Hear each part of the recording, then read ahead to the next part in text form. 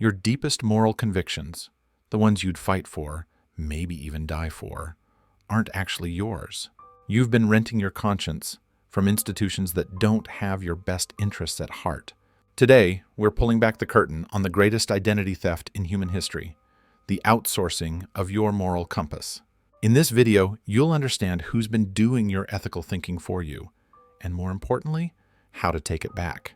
People marching in lockstep, repeating phrases they don't fully understand, defending positions they've never deeply questioned. Right, left, religious, secular. Doesn't matter. The problem cuts across all lines. We've become a society of moral parrots. But not me, you're thinking. I think for myself. Do you think so? Let's find out. When faced with a complex moral dilemma, what's your first instinct? To sit in uncomfortable silence with the question? Or to reach for your phone, check what your preferred sources say about it, align yourself accordingly? Be honest. We all know the answer. We live in an age of unprecedented access to information, yet we've never been more intellectually dependent. We've become ethical consumers rather than ethical thinkers. Nietzsche saw this coming when he wrote, "The individual has always had to struggle to keep from being overwhelmed by the tribe. Except now, the tribe is digital, algorithmic, and it knows exactly which emotional buttons to push." Let's be clear about what moral outsourcing really is. It's not simply being influenced by others, that's unavoidable. It's the wholesale delegation of your moral reasoning to external authorities without personal examination. It's accepting packaged values instead of developing your own. And it happens in 3 distinct stages. Stage 1, convenience. Moral thinking is hard. It requires confronting contradictions, sitting with uncertainty, and risking social rejection. Why do all that when you can just adopt the ready-made position of your chosen group? So much easier to outsource the heavy lifting. To let the algorithm, the institution, the influencer tell you what to care about, what to be outraged by, what to ignore. Have you noticed how synchronized moral outrage has become? How quickly and predictably entire groups adopt identical positions on complex issues? That's not coincidence. That's outsourcing at scale. At stage 2, identity fusion. Once you've adopted external values for convenience, they become part of your identity. Questioning them feels like self-betrayal. The philosopher Hoffer nailed it. When people are free to do as they please, they usually imitate each other. Except we don't just imitate behaviors, we imitate moral frameworks, wholesale. And here's where it gets dangerous. When your morality is tied to your identity, and your identity is tied to a group, dissent becomes impossible. Nuance becomes treason.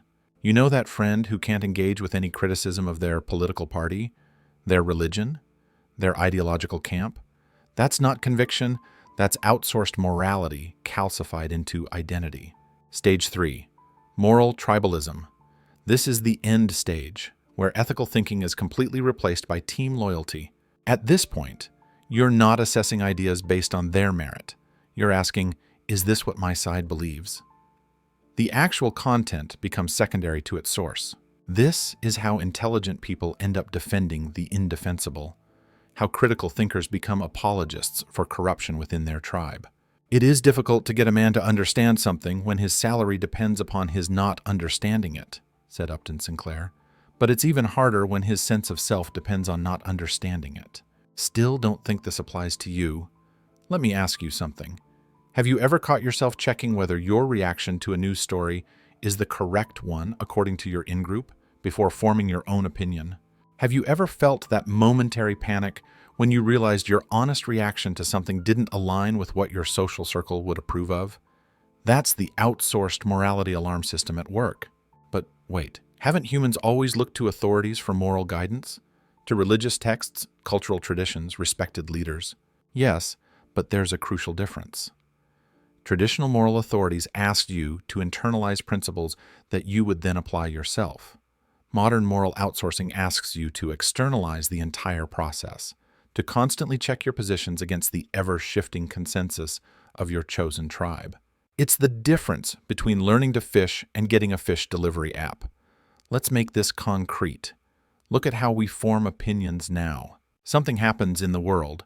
Before we've fully processed it emotionally or intellectually, we check how our preferred information sources are framing it, which aspects they're emphasizing, what language they're using. Then we adopt that frame, that emphasis, that language, not because we've determined it's right, but because it's available and aligned with our group identity. The result? People using identical phrases to describe complex situations. People whose moral concerns shift in perfect sync with their media diet.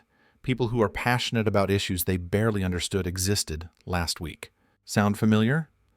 The most thought-provoking thing in our thought-provoking time is that we are still not thinking, said Heidegger. And nowhere is this more evident than in our outsourced moral frameworks. This outsourcing happens across the spectrum. It's not just religious people deferring to scripture or tradition. It's secular people deferring to ideological consensus. It's not just conservatives deferring to authority figures. It's progressives deferring to social media activists. No one is immune. The form changes, but the abdication remains the same. The cost of this delegation is catastrophic, both personally and collectively. On a personal level, outsourced morality leaves you vulnerable to manipulation. When you haven't developed your own ethical muscles, you can be led anywhere.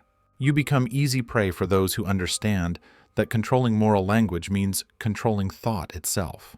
George Orwell understood this perfectly. If thought corrupts language, language can also corrupt thought. Control the moral vocabulary, and you control the moral conclusions. Notice how quickly new ethical terms emerge and spread through certain communities.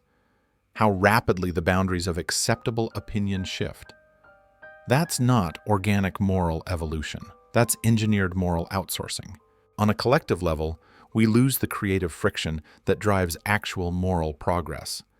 When everyone in a group outsources to the same sources, we get intellectual monocultures, echo chambers, bubbles that harden into bunkers.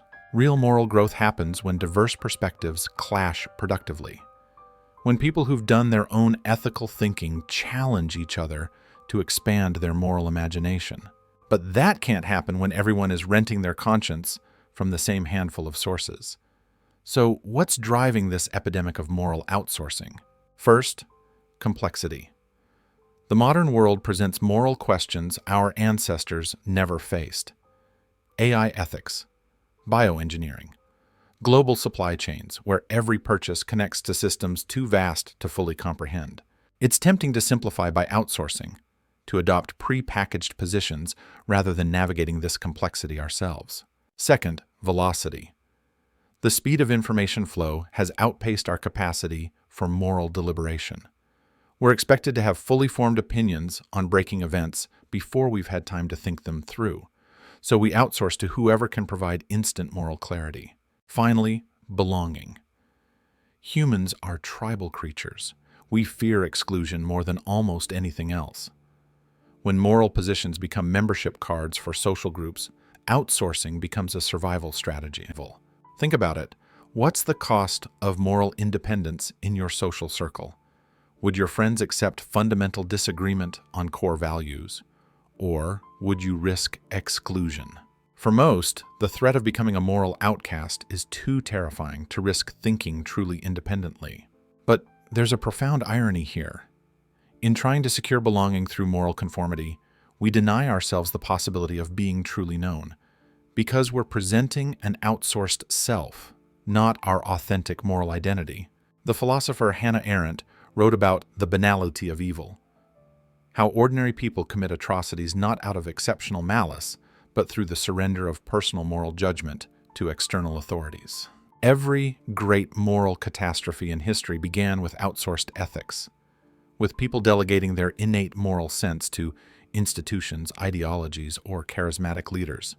So, how do we reclaim our moral sovereignty? First, create space for original thought. Moral reasoning requires silence, time, and freedom from constant input. Turn off the feeds. Sit with difficult questions before seeking external answers. Ask yourself, if I had no idea what my preferred group thought about this issue, what would my own reasoning tell me? Second, develop moral literacy. Learn the fundamental ethical frameworks that humans have developed over centuries, not to outsource to them, but to expand your moral vocabulary. Virtue ethics, deontology, utilitarianism, religious moral traditions. Each offers unique tools for ethical thinking. Third, seek genuine diversity of thought.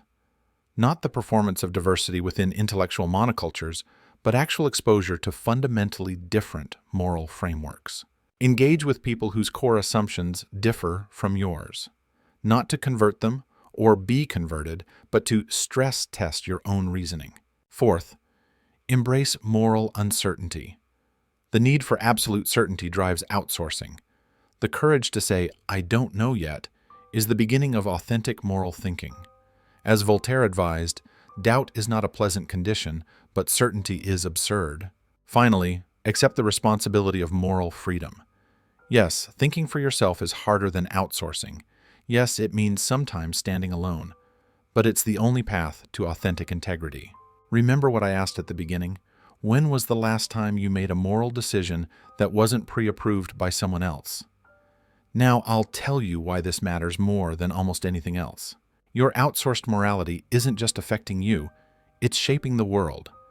Every time you parrot an ethical position you haven't deeply examined, you're amplifying something you don't fully understand or necessarily believe. You're strengthening the very systems that profit from your moral dependency. Real change, personal and societal, begins with reclaiming the fundamental human capacity to determine right and wrong for yourself. Not in isolation, but in genuine dialogue with others doing the same hard work.